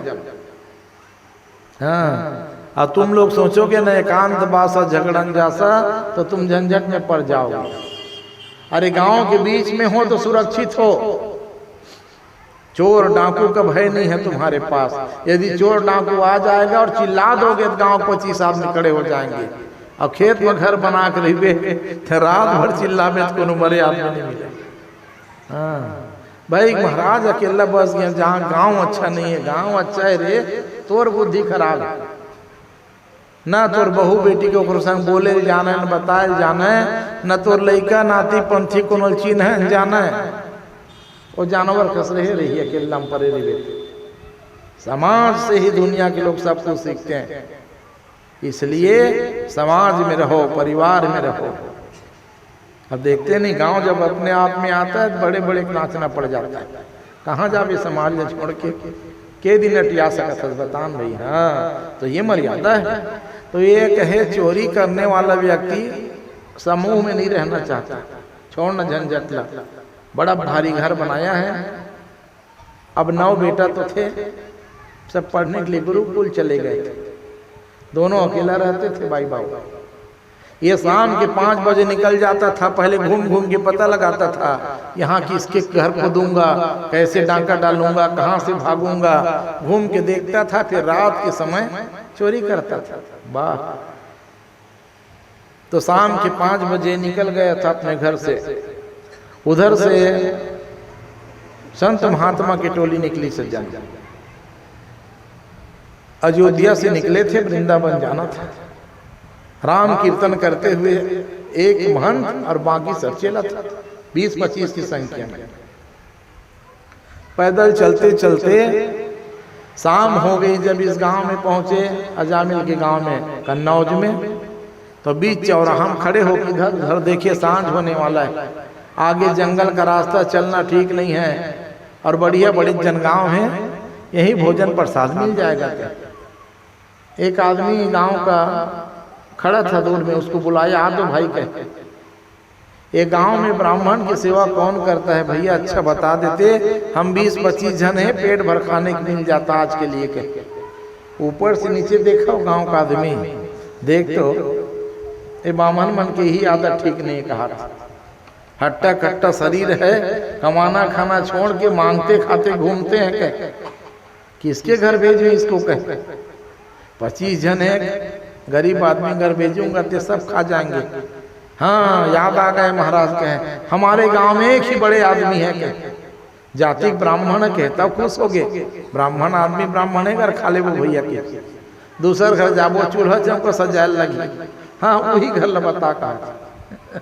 तो किस वक्त देख महाराज गांव का आखिरी में अजामिल ब्राह्मण देवता घर है कहते, डाकू घर है कहते, कहाँ जाते जी कोई? अब ये लोग मुड़ गए। चल अच्छा किए भैया, जाओ महाराज, ऐसी सेवा होगी तुम्हारी, ये सेवा लेना भूल जाओगे। कह ब्राह्मण देवता नहीं समझे इसकी भाषा को। वो सोचा अजामिल के पास जाओगे ना, लोटा बाल्टी छड़ी सब छीनेगा और कोडरा मार के भगाएगा। अब ब्राह्मण देवता 20-25 गोधली बेला थी, टिम टिम टिम टिम बिल्कुल मुंधियार के समय। दरवाजा बंद था, चोरी करने के लिए अजामिल निकल गया था। गणिका थी घर में, दरवाजा खटखटाया। महंत ने, बेटा अजामिल, बेटा अजामिल। दरवाजा खोलती है वैसिया देखी, एक साथ 25 ब्राह्मण देवता प्रणाम की, आशीर्वाद बेटी। कहाँ है बेटा अजामिल? के हम 25 ब्राह्मण हैं, के आपके घर भोजन प्रसाद पा लेते। वो वेसिया रोने लग गई। कहा क्षमा करना महाराज, मेरे पति देव पहले ब्राह्मण थे, अब नहीं है महाराज।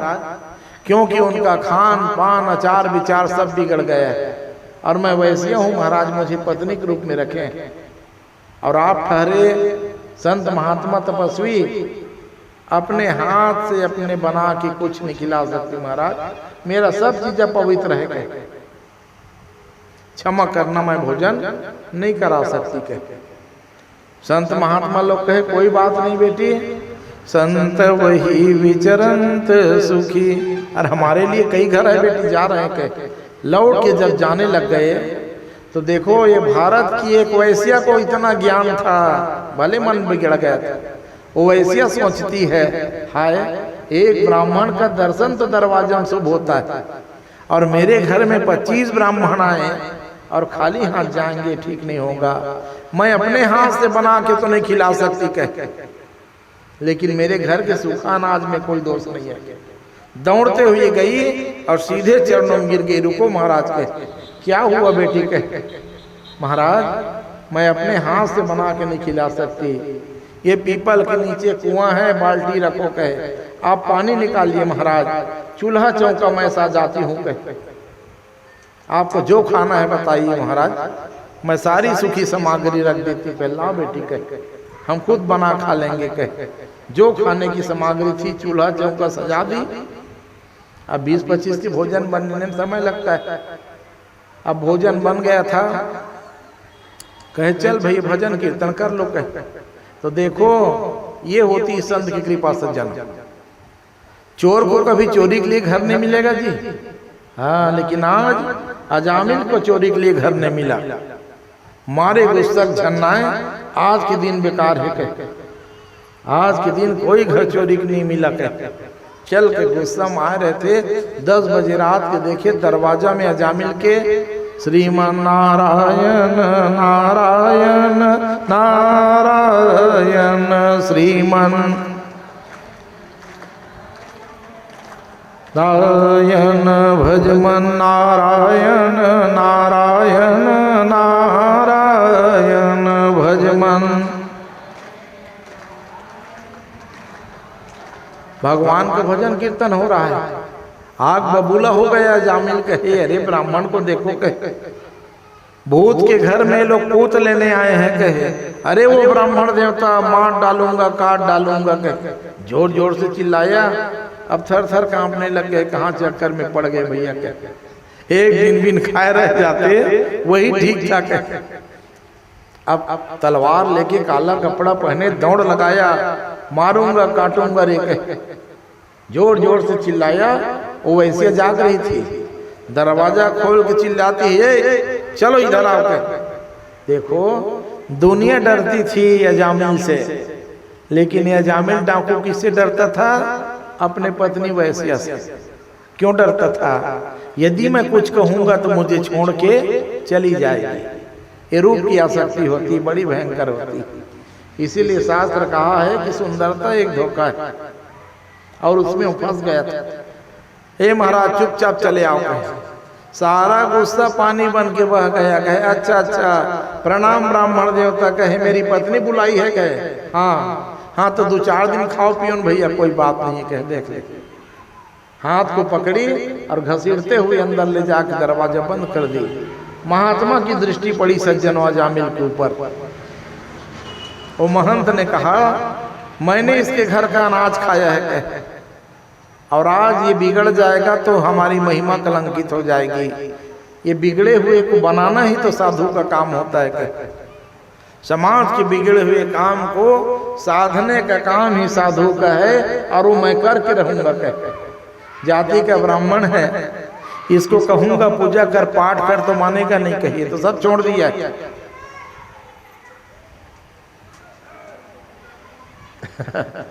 प्रेम से बोल भगवान की। अरे हल्ला गुल्ला मत करो रे बच्चा, चलो खेलो उधर। प्रेम से बोलो भगवान की। अजामिल ब्राह्मण देवता के चरित्र को देख के समझ गया ये तो मानेगा नहीं। कहे तो चलो नाम की महिमा से इसको जोड़ दूं। कहे रात भर नींद नहीं आई महंत को। सुबह नहा धो तैयार हुए, दरवाजा बंद था। चल भैया विदा ले ले। कहे दरवाजा खटखटाए तो अजामिल पहले उठा, दरवाजा खोल के देखा 20-25 खड़े थे। पहले पीछे मुड़ के देखा, वो थोड़ी जाग रही है कह, अब वो तो सोई थी बेचारी, रात में देर तक सोओगे तो उठने के लिए। तब ये बोला, ए ब्राह्मण देवता कह रात के छोड़ दिया था, कहे जल्दी भागो, कह फिर आ गए यहाँ, कह 1 दिन मिल गया खाने के लिए, वो कल मैं झूठ बोल दिया था 2-4 दिन खाओ कह के, डेरा मत जमा देना, चल भाग यहाँ से, कह सुन तो बेटा मेरी बात, चुप चुप कह, ब्राह्मण ऐसे होते हैं मैं जानता हूँ, कहे उंगली पकड़ाओ ना सिर पकड़ लेते हैं, कह चल भाग, कह ये बात जोर से निकल गया, चल भाग, कहे हड़बड़ा के उठी, किसके साथ लड़ाई कर रहा है ये, कह वैसे आई देखे 25 ब्राह्मण खड़े हैं, मार के धक्का, कह चलो हटो जी, कह क्षमा करना महाराज ये बावरा है, कह कुछ भी बोल देता है, बताइए क्या करना है, कह बेटी कल भोजन कराई वो दक्षिणा नहीं दोगी, कह दक्षिणा की बात सुने ना ताक बबूला हो गया अजामिल, ये देख ले, कह यही तो खराबी है ब्राह्मण में, कह भर पेट खा भी लेते हैं और दक्षिणा भी मांगते हैं, कह यहाँ कुछ नहीं मिलेगा, कुछ नहीं मिलेगा, पीछे चिल्लाता। वैसे कहती चुप रहो जी, कह बताओ महाराज मैं आपको क्या दक्षिणा दूं, कह वाह बेटी हम ऐसे दक्षिणा लेंगे जिसमें तुम्हारा रुपया पैसा नहीं लगेगा, कह ये बात सुने ना खुश हो गया जामिल, कहे अच्छा कुछ नहीं जाएगा, कुछ नहीं जाएगा बेटा, हाँ तो 1 के बदला में 10 मांग लो, कह मुहम देने में क्या लगना है, कह हाँ बेटा वाक के दान करना है, कह वचन की क्या दरिद्रता है, वचने किम दारिद्र्यम, कह 1 के बदला में 10 मांग लो, मुहम बोलने में क्या है, कह हाँ तो यही बात याद रखना बेटा, यही दक्षिणा होगी, 9 बेटा तुम्हारा हो गया है, कह ये तो दुनिया जानती है, कि कोई नवा बात बता रहे हो, कह हाँ तो सुन लो नवा बात, कहे 10वां जो गर्भ में बालक है वेश्या का वो भी बेटा होगा और उसका नाम तुम नारायण रख देना, यही दक्षिणा होगी, कह अजामिल ने सोचा 9 नाम रखते रखते थक गया हूँ, 10वां सोच रहा था क्या रखूंगा, अच्छा कि ये लोग नाम बता दे, के हाँ ले जाओ महाराज, के ब्राह्मण देवता मुस्कुराए और वैश्य से कहे देख बेटी ये दुष्ट है भुला जाएगा, कह तुम याद रखना ये जो 10वां बालक होगा उसका नाम नारायण रख देना, तुम्हारा कल्याण होगा। ऐसा कह के संत महात्मा वृंदावन की ओर प्रस्थान कर गए। तो देखो संत महात्मा का इसीलिए दर्शन करना चाहिए, घर की बुराई मिट जाती है। संत महात्मा दरवाजा में आके ठहरे थे, अजामिल को चोरी के लिए घर नहीं मिला, मतलब चोरी रुक गई ना, और 1 दिन का भोजन किए उसके घर का। वैश्या के मन में संतोष हो गए, कभी होगा जी वैश्या के मन में कभी संतोष नहीं होता, वो तो रोज धन चाहती है, भले वो तन को बेच दे। तो वैश्या आज कह रही देखो ये साधु महात्मा चले गए तो सुनो ने जी कहे रोज रोज चोरी करते हो, अब पकड़ा जाओगे ना तो बाकी जीवन जेल में बीतेगा, इसीलिए बहुत कमा लिए हो। अब 10-10 बेटा है कह, तो अब घर परिवार में भी थोड़ा समय दो, तो चोरी बंद कर देते जी कहे। अजामिल कहा मैं चोर कहाँ था, कहे तुम्हारे कारण तो चोर बना हूं, कहे अब तुम जब कहती है चोरी नहीं करना है तो आज से चोरी बंद, कहे ये होती है संत महात्मा का आशीर्वाद।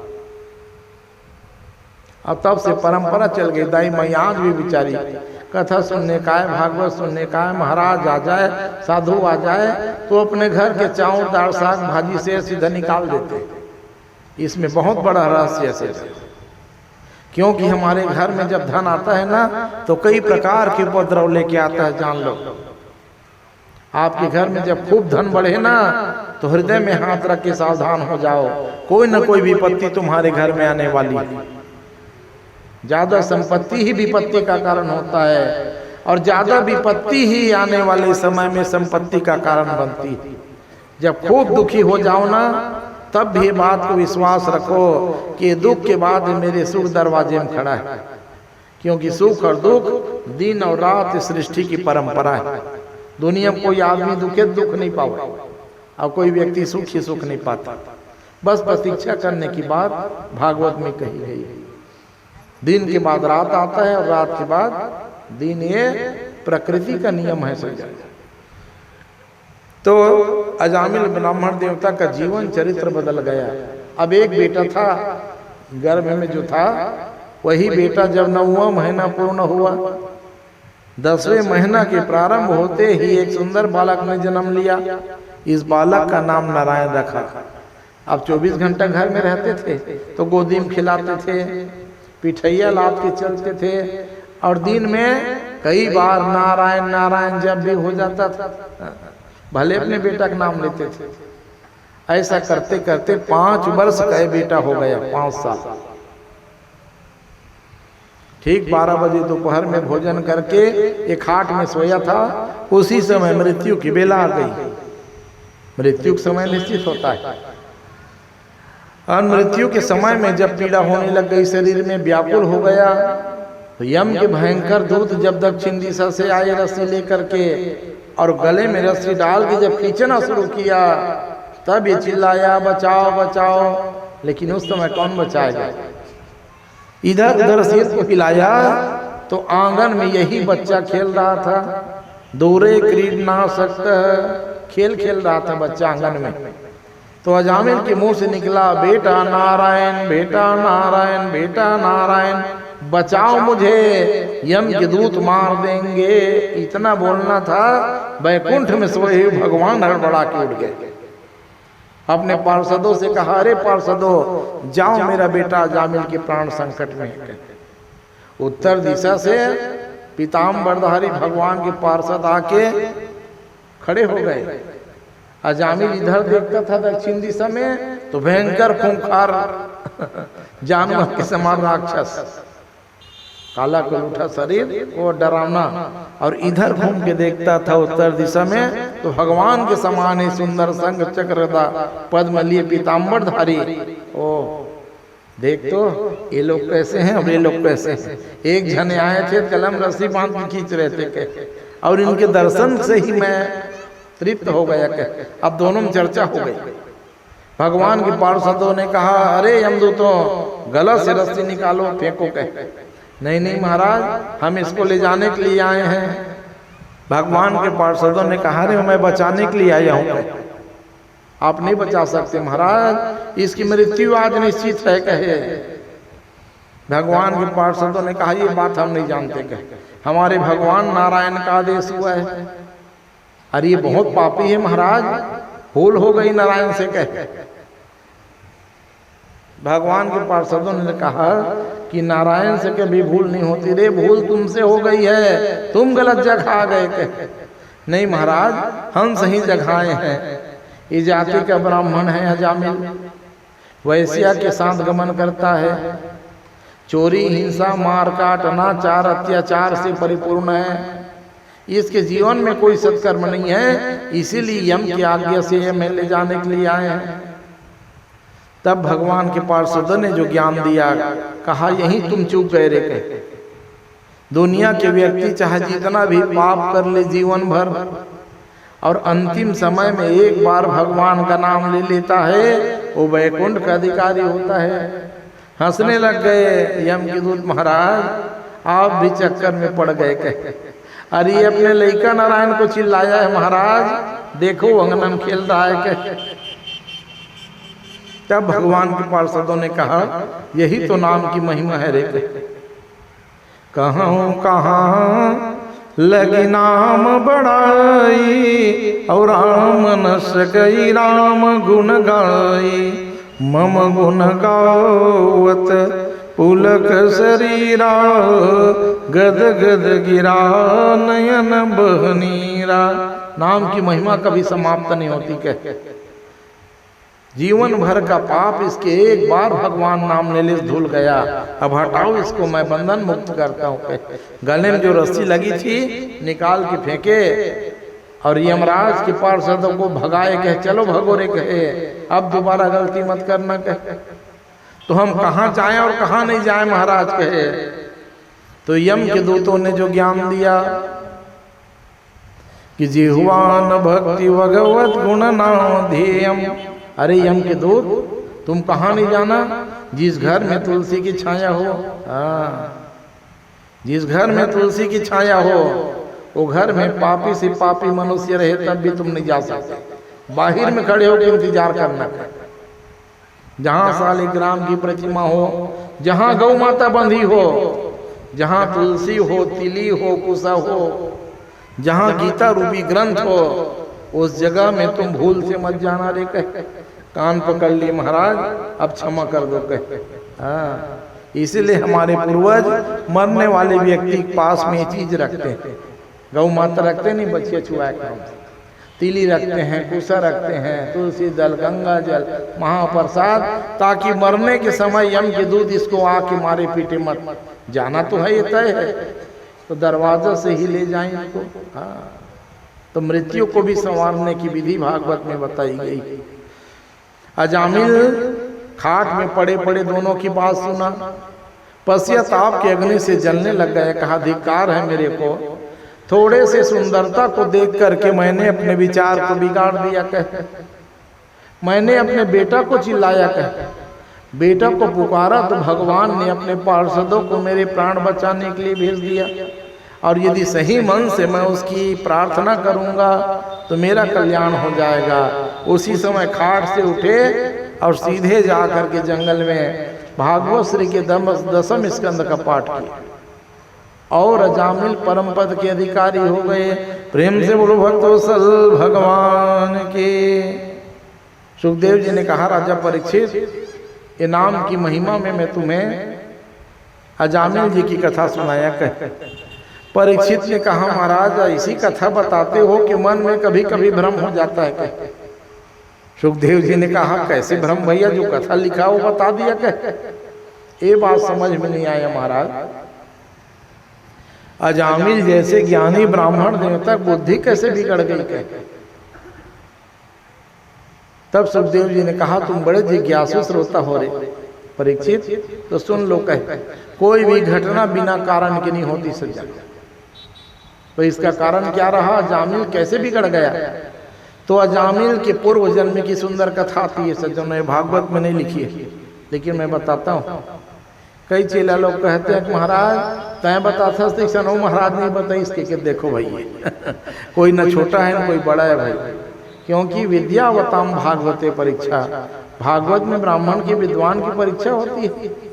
तो कई पुराण से सम्मत गुरु से प्राप्त विद्या है, भागवत में नहीं लिखा है, लेकिन जान लो। शंका हो गई परीक्षित को, कैसे ब्राह्मण देवता दुनिया ज्ञान देने वाले बिगड़ गए? तो इसका कारण था पूर्व जन्म में ये अजामिल जो था युवा सन्यासी था, सन्यास धारण किया, विवाह नहीं करूंगा, और सीधे हिमालय पहुंच गए तपस्या करने के लिए। हिमालय में बहुत साधु सन्यासी तपस्या कर रहे थे। तो हिमालय में तपस्या का नियम अलग है भाई, 12 बजे दिन को शुरू करो और 4 बजे बंद कर दो। बस 4 घंटे सूर्य नारायण दिखता है वहाँ, बाकी समय अंधेरा, कोहरा और बर्फ की वर्षा। तो 4 घंटा ही वहाँ तपस्या होती है। अभी युवा सन्यासी था, 4 बजे सब उठ के आने लग गए, अपने अपने कुटिया बनाकर रहते हैं। इसको भी उठाए, नया नया आया है कह, नहीं जानता यहाँ के नियम को। ए महाराज जल्दी उठ कहे, चल जल्दी हमारे कुटिया में रहना, खाना पीना कह, नहीं ठंड में ठिठुर के मर जाओगे कहे। हंसी उड़ा दिया ये संत महात्माओं की, अरे तुम लोग सब बूढ़ा ठूढ़ा हो गए भाई कहे, इसलिए ठंड के मारे भाग रहे हो डर के कारण। मैं हुआ सन्यासी कहे, ठंड मेरा कुछ नहीं बिगाड़ सकता कहे।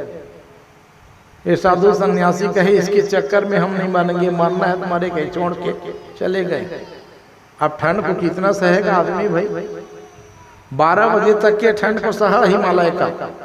अब 12 से जैसे 4 बजे तक के बर्फ की वर्षा हुई तो लुढ़क गया, हाथ पैर अकड़ गए।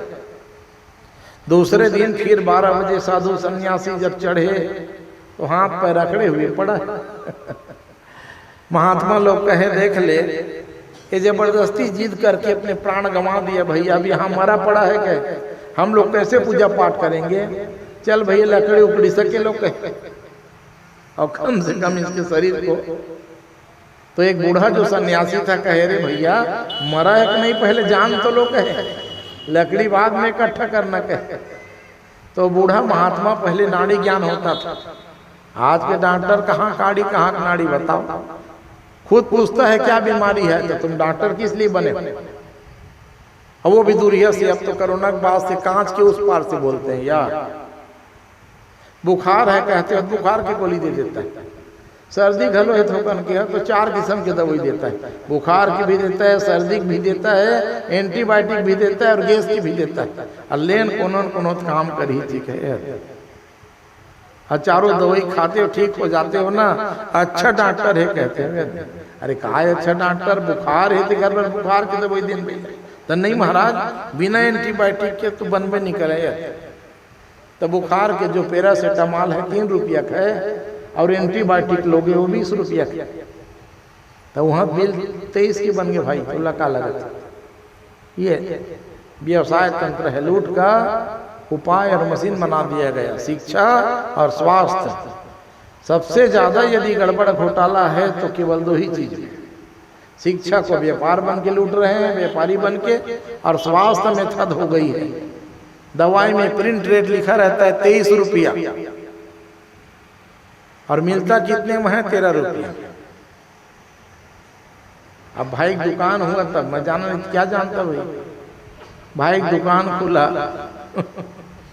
उद्घाटन में गया, चल भैया दुकान से दवाई वही ले लो। मैं क्या दवाई ले, अब रेट लग में जाना था, हर महीने लेवा था भैया दवाई लगना चाहिए घर में।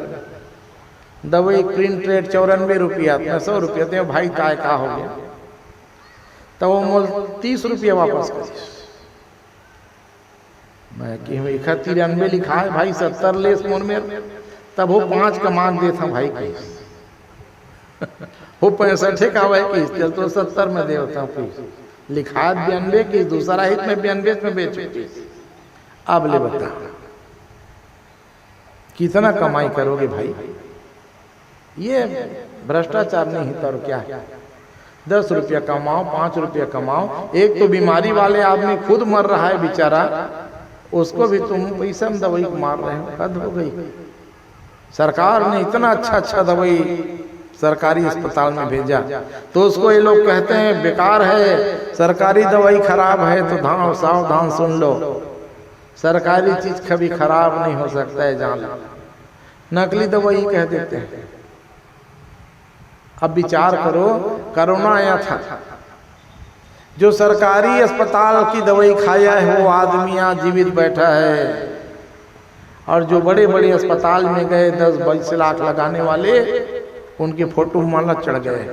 सही है गलत है? तो वो लोग तो मशीन बनाए थे पैसा कमाने का। अरे कमा के यदि जीवित भी ला देते तो छूट जाता पैसा, मरने के बाद भी 20-20, 30-30, 40 लाख रुपया वसूला गया। ये कैसी परंपरा है बताओ। अगवई का आदमी, गांव का आदमी, चल भैया मरना है घरे मरबो, दे दे डॉक्टर दवाई, मितानिन दे दी, गांव डॉक्टर दे दी, और सबके प्राण सुरक्षित हो गए कि नहीं हुए। तो उस समय कोरोना की दवाई बढ़िया थी। अब वो सर्दी खांसी के लिए वहाँ दवाई नहीं खाते हम लोग। तो ये बुद्धि को शुद्ध करो। केवल बड़े कंपनी के ढोल में पोल छिपा हुआ है सज्जनों, वही पैरासीटामॉल वहाँ भी फोकट में मिलता है मितानिन के पास, उसको खाओगे तब भी बुखार उतरेगा। और बड़े कंपनी खाओगे 13 रुपये पड़ता है एक गोली, उसमें भी उतरेगा। तो ऐसे भ्रम में नहीं पड़े रहना। बड़े गंभीर बात यदि हो जाए तो बड़े जगह जाओ आओ। सर्दी खांसी बुखार है तो गांव में स्वास्थ्य केंद्र है, मितानिन है, उनसे सहयोग ले लिया करो। हाँ, तो सुरक्षित रह जाओगे, धन भी बचेगा और धर्म भी बचेगा। हाँ, दवाई में कोई खराबी नहीं होती। और यदि कर्म खराब होना रहता है तो बड़े से बड़े कंपनी दवाई साइड इफेक्ट कर देता है, वो अलग बात है। प्रेम से बोलो भक्त वत्सल भगवान के। तो अजामिल ब्राह्मण देवता की कथा को बता के कहे कि नाम की महिमा कभी समाप्त नहीं हो सकती। अजामिल इससे प्रत्यक्ष प्रमाण है सज्जनों। अजामिल देवता के पूर्व जन्म की कथा चल रही है। तो साधु सन्यासी के अकड़े हुए शरीर को जब देखा, महात्मा ने कहा बस नाड़ी को जैसे छुआ, अरे अरे मरा नहीं है रे, ऊपर से भले शरीर ठंडा हो गया है लेकिन अंदर की नाड़ी चल रही है, जाओ मेरी बेटी को बुलाओ के। हाँ, सब गृहस्थी संत भी रहते थे। जाओ मेरी बेटी को कहना रे गरम सरसों का तेल लेके आए, और ठंड के दिन में सरसों का तेल शरीर के लिए बड़ा स्वास्थ्यकारक होता है, इसलिए कम से कम जब तक ठंड पड़े तब तक शरीर में तेल लगा लिए कर, बाकी 12 महीना छूट है भाई। लेकिन हद हो गई, विज्ञापन का युग चल रहा है दाई माई ज्यादा प्रभावित रहते हैं। सरसों तेल लगाने से महाराज थोड़ा तेली हो जाता है त्वचा, कहे तो क्या बिगड़ जाएगा, तेली त्वचा रहेगा तो नहीं तो उसके ऊपर क्रीम लगाते हैं। 200-300 रुपया मिलता है, वो बॉडी लोशन कहते हैं, और उसमें भी अच्छा कंपनी का लाना जी कहे अब मर जाओ, अब लगाने की चीज है, क्या कंपनी अच्छा कहते वाह। तो वही 190 रुपया मिलता है, उसको नहीं लगाते, खराब है पापा यार। बाई कहती है खराब है, अरे बुद्धि खराब है तुम्हारी, और तेल लगा लेने के जगह हम दूंगा कौन तेल लगाएगा, तो क्रीम को लगा लेते हो, शरीर का जो रोम छिद्र है वो और बंद हो जाता है। तो बताओ कहाँ से शरीर में समृद्धि आएगी। तो तेल मर्दन करने से शरीर में कांति आती है। छोटे छोटे लड़का को बढ़िया तेल मर्दन करो। सरसों तेल यदि नुकसान कर दे, तिली तेल लगाओ भाई, कौन मना करता है, कई प्रकार के तेल है। तो नहीं तेल वो नहीं लगाता, लड़का हो ही नहीं रहता, बेबी किट पहले से आ जा रहता है। वाह रे बेबी किट, हम तो लाइफ बाइक साबुन में नहाए भी हैं और कपड़ा भी धोए, बताओ सही है गलत। हम लोग छाए भाई बहनी थे, एक बड़े लाइफ बाइक साबुन में सब भाई बहनी नहाते थे और उसी में कपड़ा भी धोते थे। किसी शरीर में बीमारी नहीं हुई भैया अभी तक। ऐसे प्रचारित किए और दूसरे साबुन नहीं लगाना, और दूसरे मतलब ये नहीं है दाई दादा भाई बहनी दूसर नहीं है भैया, तो उनको तो अपना फैक्ट्री चलाना है, तो ऐसा नहीं है। ये सब अंधाधुंध मत दौड़ लगाओ। साबुन सोडक लगाने से बीमारी फैलती, तो साबुन किस लिए बना है? अरे बैक्टीरिया मारने के लिए साबुन बना है भाई। तो साबुन में हाथ धोते थे तो कहे अब नहीं क्या, तो ये सब उपद्रव। बुद्धि को शुद्ध रखो। प्रचार तंत्र मीडिया तंत्र भारी है तुम्हारे जेब में खाली कराने के लिए। अरे एक साबुन में घर भर के लोग नहाते थे, उस समय कुछ नहीं हुआ।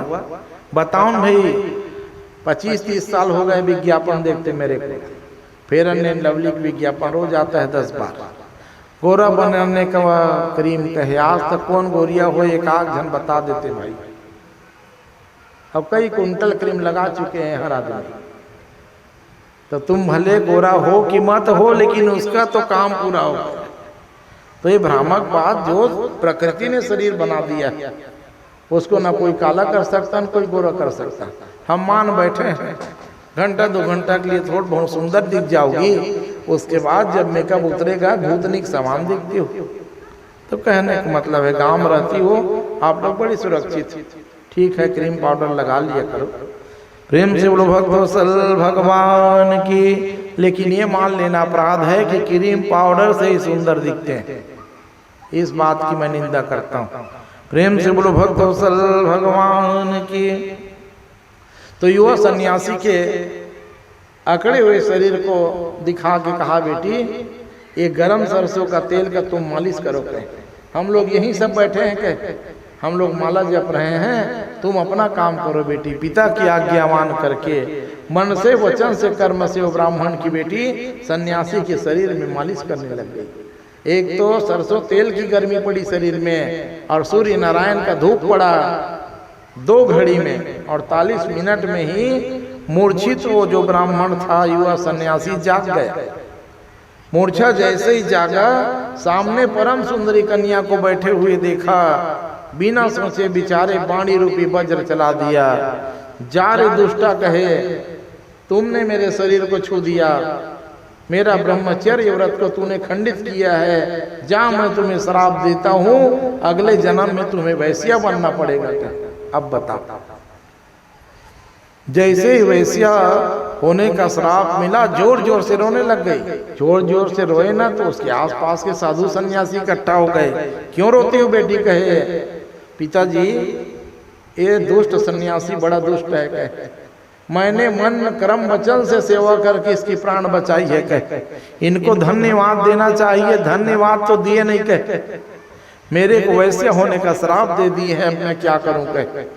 साधु सन्यासी आग बबूला हो गए कह, बेटी वाणी रूपी जो वज्र चल गए उसको वापस तो नहीं ला सकते, हाँ लेकिन हम इसको श्राप देते हैं कहे, अगले जन्म में तुमको भले वेश्या बनना पड़ेगा बेटी, लेकिन ये सन्यासी ही तुम्हारा पति होगा, अब बताओ। और इसी के कारण वही ब्राह्मण की बेटी वैश्या बनी थी दूसरे जन्म में, और ब्राह्मणों के श्राप के कारण वो युवा सन्यासी ही अजामिल के रूप में वैश्या का पति हो गए। तो कोई भी घटना बिना कारण के नहीं हो सकती सज्जन।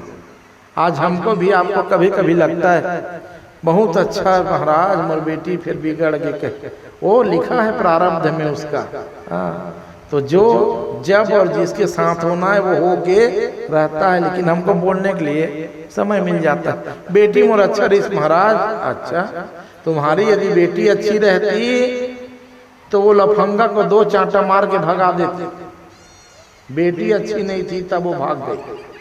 मोर बेटा अच्छा रहीस महाराज, तोर बेटा अच्छा नहीं रहीस, बेटा अच्छा रहतीस ना तो बेटी 2 थप्पड़ मारतीस कि दाई दादा छोड़ के मैं नहीं जाऊँ। तो बेटा और बेटी दोनों जब बेकार होते हैं तब इस तरह की स्थिति बनती है। हाँ, इसी में किसी के साथ ये पक्षपात की बात नहीं, वो तो दाई दादा भाई बहन प्रेम में कौन कहेगा मेरी बेटी भाग गई, कि कौन कहेगा मेरा बेटा भाग गया। इसलिए बात बनाने की तरीका होती है, लेकिन शास्त्र कहता है इस तरह की प्रवृत्ति होती है तो जान लो दोष दोनों का होता है। प्रेम से बोलो भक्तवत्सल भगवान की। तो अजामिल जी की कथा को सुनाए, नाम की महिमा को, फिर सुखदेव जी ने दक्ष प्रजापति के प्रसंग को सुनाया। परीक्षित ने पूछा महाराज मैंने सुना है वृत्रासुर राक्षस होते हुए भी बड़ा ज्ञानी था, तो वृत्रासुर की कथा आप मुझे सुना देते महाराज के। वाह, देखो वृत्रासुर की कथा भागवत की बड़ी सुंदर कथा है। और ये कथा कहां से प्रारंभ होता है? एक बार देवराजेंद्र से गलती हो गई, ये कथा बताए ना, तुरंत सुखदेव जी महाराज से राजा परीक्षित कहे, हे सुखदेव स्वामी, मनुष्य से गलती होती है मैंने सुना है, कहे देवता लोग भी गलती करते हैं, कहे हाँ देवताओं से भी गलती होती है और उसका फल भी भोगना पड़ता है। कैसे फल भोगे महाराज? तो देखो एक बार देवता लोग भरी सभा में गुरु जी बृहस्पति का अपमान कर दिए। गुरु का अपमान बृहस्पति जी सहन नहीं कर पाए और अंतर ध्यान हो गए, रूठ के चले गए, पता नहीं चला कहाँ है। अब जब सोम रस पिए थे नशा उतर गया, तब खोजे गुरु जी कहाँ है भैया, बिना गुरु के बात नहीं बनेगा। कह सब तरफ ढूंढे लेकिन गुरु जी कहीं नहीं मिले। तो देवताओं की शक्ति अब कम होने लग गई, और शक्ति किससे मिलती है? गुरु से। तो सब देवता इकट्ठा हुए, अब क्या करना चाहिए, बिना गुरु के काम चलेगा नहीं। कह तो देखो एक गलती तो की थे, गुरु का अपमान कर दिए थे, दूसरा गलती अब करने लग गए। ठीक है भैया वो गुरु जी नहीं मिला थे, दूसरा खोज के ले आओ। कहले दाई दादा बदलते हो क्या? नहीं बदलते। वैसे ना गुरु बदलना, ना आचार्य बदलना और ना पुरोहित बदलना, ये तीनों को बराबर की संज्ञा दी गई है, माता पिता और गुरु। हाँ, ये बदलने उदलने काम नहीं है। बन गया सो बन गया, अच्छा रहे तब भी, बुरा रहे तब भी, और खराब रहे तब भी। अपने मुंह खराब मत बोलो, दुनिया चाहे कुछ भी बोलो, ये गुरु शिष्य की परंपरा है। तो अब देवता लोग विचार किए हमारे लिए गुरु कौन है? कह तो मृत्यु लोक में आए सज्जनों। हाँ, सब देवता हमारे भारत की भूमि में आए, और भारत की भूमि में आकर के त्वष्टा नाम के मुनि थे। त्वष्टा मुनि का बेटा था जिसका नाम विश्वरूप था। ये विश्वरूप 3 सिर वाले थे, परम ज्ञानी था, लेकिन ये 3 सिर से 3 काम करता था। पहला, सोमरस पी करके देवता को प्रसन्न करता था। देवता लोग क्या पीते हैं? सोमरस। तो सोमरस पी करके देवता को प्रसन्न करता था एक मुंह से। दूसरे मुंह से सुरापान भी करता, शराब भी पीता था। ले क्यों शराब पीता था? पीता इनके देवता कुल के थे, लेकिन माँ राक्षसी कुल की थी, तो अपने ममा की खुशी के लिए बाप कई प्रकार के होते हैं, फूफा बाप, ममा बाप, पैदा किए हुए बाप। तो कहे सोमरस पी के जब देवताओं को संतुष्ट करता हूँ तो चल मदिरा पीऊंगा, मेरे मामा लोग भी खुश हो जाएंगे। तो दूसरे मुंह से ये मदिरा भी पीता था।